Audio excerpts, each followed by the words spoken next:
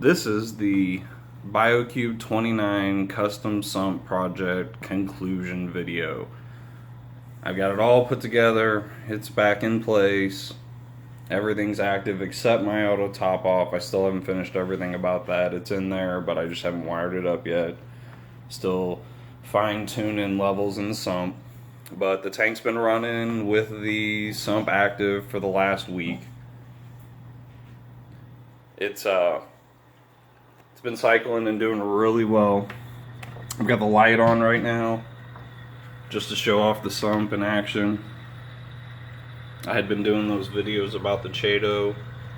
You can see that it's really big now. I've got a snail in the bottom. It's taking care of some of that nuisance algae that's still growing. The Chato is slowly getting to the point that it's out competing all the other algae that grows in the sump. So very, very soon it'll be the only algae I think growing down there. I have a really dense copepod population. All those little white dots on the glass, those are copepods after about a week. And the tank itself has a lot of them in there now too. And at some point during this video I'm going to try to snatch a picture of the dragonet mandarin that's in there, because when I got him, he was almost dead, starving to death, and he is now fat. So but he's still shy of me. Anytime I come to the tank, he automatically bails. Did grab a couple more inhabitants over the weekend. Got me some of these green chromies. There's 3 of them in there. 2 of them like to get together up front. Anytime I come near the tank, there's one in the back that's kind of scared and he just hangs out. I call them the Garys from Fallout. I assume they're a lot like that. They do school on occasion, but like I said, that one's hanging out back there. You can see a sliver of him back there. He just hangs out in the back, so we don't see him that often. But they're really cool. They add a lot of life to the tank. They got along with the clownfish pretty well. But anyways, alright, back on the mechanics. The sump worked out pretty easy. Pretty easy to deal with. I've got the water level right. I got my filters figured out in the back. I got this Coral Life 65 super skimmer dialed in to work the way I want. I wanted it to add flow to the refugium. So the intake pumps in the back, PVC into here. I brought that up just a little bit to shorten that pipe, but it's all dialed in and working really well. The whole system runs really quiet. The loudest noise is the muffler for the skimmer intake. Close that up. And then the back, everything really close to the wall, really quiet. I showed how I set up the eShop's Eclipse S overflow in the last video. It's been working out perfect. Plumbing's perfect.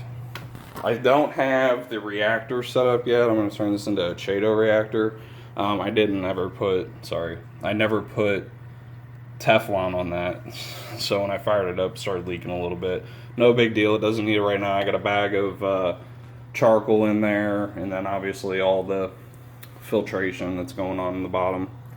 But I've been super happy. It was absolutely worth it. I noticed improvements in everybody pretty much within a day or two of turning the sump on.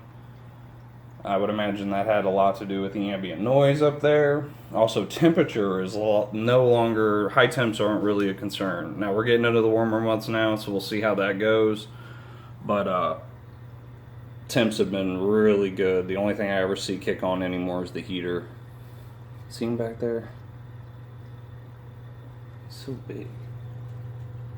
Anyways, but it all worked out. Again, the only thing I have left to hook up is I've got my auto top off bucket in there with all the mechanics in there, and it needs to be attached to the sump proper. And here's all my electronics. It's still kind of messy. I haven't, put everything where it's going. I built this box. That's the skimmer. This is the that pump, circulation pump, and then this controls for my main return pump. I'll also have the auto top off box in there whenever I get it all done. I mean, it is done, I just don't have it mounted in there. Let's see what else. Did have to adjust some things on the stand to get it to square up. Everything's perfectly level. The amount of water in there ultimately came out to be 39.25 gallons. So it's still technically a nano system, but I have a sump capable of handling a much larger tank, which I'm big on overkill, especially with it all being taking advantage of the natural chemistry and what happens with filtration, nitrates, phosphates, and all that. So I think I might be in pretty good shape. I am going to still do filter sock changes once a week. When I do water changes, I'll do a 6-gallon water change once a week. See back there. And I'll keep testing all my stuff, keep an eye on everything, but I think I've taken advantage of everything that I can to have the best little tank that I can. I'm really happy with it. So in the future, I'm still going to do videos on the tank. You know, I'm going to try to get the live stream and stuff going again. And any modifications, I'll throw up a little video. If anybody has any questions about, you know, how I got from the stock Biocube to this, let me know in the comments or on Reef to Reef. But yeah, I'm willing to put the challenge out there that this is probably now the baddest Biocube 29 system setup. It's a 39-gallon system now with all the filtration needs you would ever want, and it's quiet. I turned off all the TVs and stuff going on whenever I started doing this video because I knew how quiet the tank was. You'd be able to hear it even in the other room. So it's super quiet. Really happy with it. The inhabitants are really happy with it. So definitely worth looking into if you don't want to go to a bigger tank, if you really like your Biocube.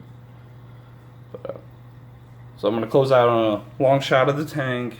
We'll watch, see what everybody's doing. But thanks for watching. Thanks for following the progression of this build. I'll see you the next time I got to build something. Thanks.